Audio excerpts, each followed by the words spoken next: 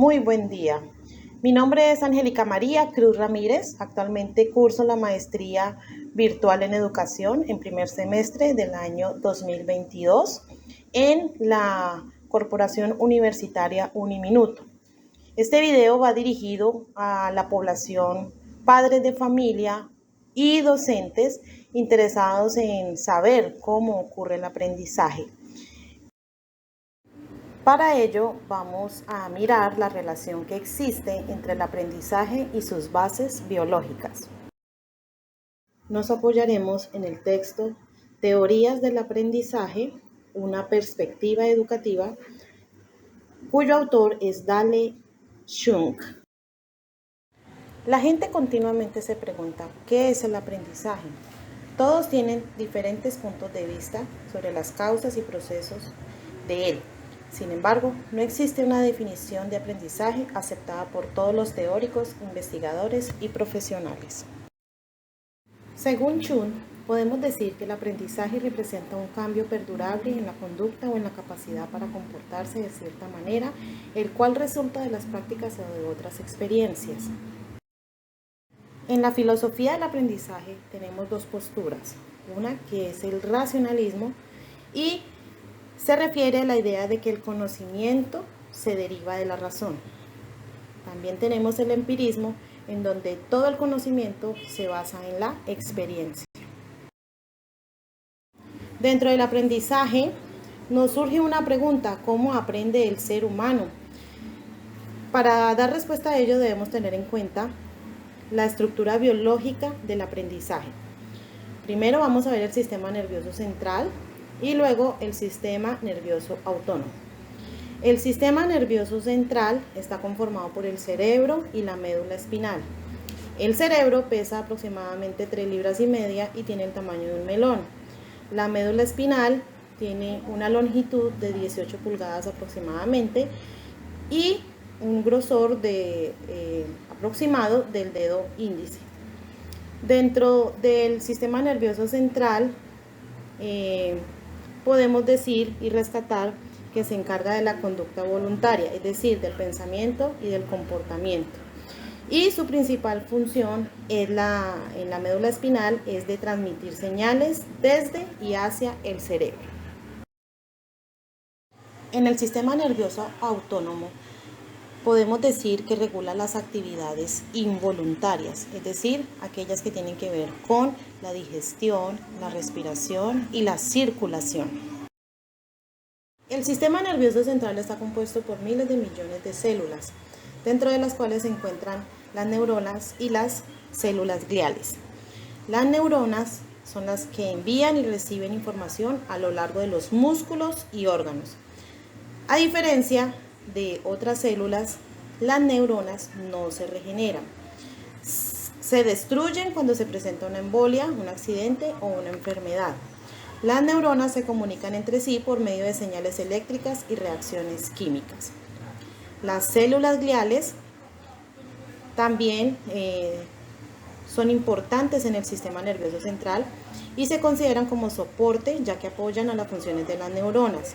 No transmiten señales como las neuronas, pero ayudan en su proceso. La principal función de las células gliales es la de garantizar que las neuronas operen en un ambiente adecuado. La conexión entre cada axón y las dendritas, como podemos observar en la figura, se le conoce como sinapsis. En la estructura del cerebro encontramos la corteza cerebral, que es una capa que tiene un grosor similar al tamaño de la corteza de una naranja. Allí encontramos la materia gris, comúnmente la conocemos como la materia gris, y es un área involucrada en el aprendizaje, la memoria y el procesamiento de la información sensorial. En la parte inferior de la figura que estamos observando, podemos observar que encontramos el tallo cerebral y la formación reticular. En el tallo cerebral, que pertenece al sistema nervioso autónomo, encontramos que es una red de neuronas y fibras encargadas de regular el control de funciones corporales básicas como la respiración, la presión sanguínea, la salivación y el gusto. La formación reticular también está involucrada en los niveles de conciencia, como el sueño y la vigilia. La formación reticular ayuda a controlar la información sensorial. También encontramos dentro de nuestra figura el cerebelo, encargado de regular el equilibrio corporal, el control muscular, la postura y los movimientos. También dentro de nuestro cerebro encontramos el tálamo y el hipotálamo, que son del tamaño de una nuez. El tálamo actúa como puente por el cual se envía información desde los órganos de los sentidos, menos el del olfato. El hipotálamo forma parte del sistema nervioso autónomo y controla las funciones corporales necesarias para mantener la homeostasis, como la temperatura corporal, el sueño y las sensaciones de sed y hambre. También encontramos la amígdala, quien participa en el control de las emociones y la agresividad. El hipocampo es la estructura cerebral responsable de la memoria del pasado inmediato. El cuerpo calloso, que a lo largo del encéfalo, de frente hacia atrás, se divide en dos hemisferios y se conectan para el procesamiento neuronal. Es fundamental porque gran parte del procesamiento ocurre en diferentes lugares del cerebro y a menudo involucra ambos hemisferios. Tenemos el lóbulo occipital, participa principalmente en el procesamiento de la información visual.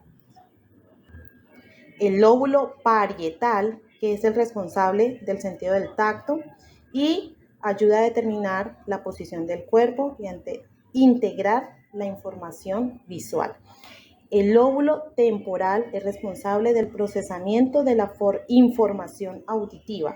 El lóbulo frontal tiene como función principal el procesamiento de la información con respecto a la memoria, la planeación, la toma de decisiones, el establecimiento de metas y la creatividad.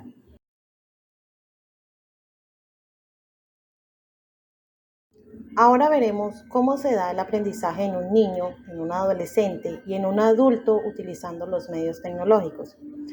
Como podemos ver en la foto, ven a mi hijo de 7 años, quien aprendiendo a dibujar por medio de una computadora, ve un video y va haciendo su dibujo. O por medio de un celular va aprendiendo inglés por medio de una aplicación. Aquí en esta figura vemos una chica quien implementa y quiere fortalecer su cuerpo por medio de aeróbicos, de ejercicios para el cuerpo y está viendo un video en su computadora. Aquí podemos observar a 3 personas, 2 señoras quien utilizando su computadora o su tablet quieren hacer una receta de cocina, al igual que mi amado esposo, quien por medio de su celular está tratando de sorprenderme con una receta de cocina. En estas 3 imágenes podemos observar que se hace necesario lo auditivo y lo visual, poniéndose activos el lóbulo parietal y temporal. Cabe resaltar que en los niños se hace necesario hacer un seguimiento, ya que el mal uso de las tecnologías puede llevar a consecuencias fatales. Tenemos un ejemplo de aprendizaje en el ámbito universitario donde docente, estudiante interactúan entre sí por medio de una herramienta tecnológica y vemos cómo el estudiante tiene activo su capacidad visual y su capacidad auditiva. Con ello lleva una orientación con el docente y así llegar a un proceso de enseñanza-aprendizaje docente-estudiante.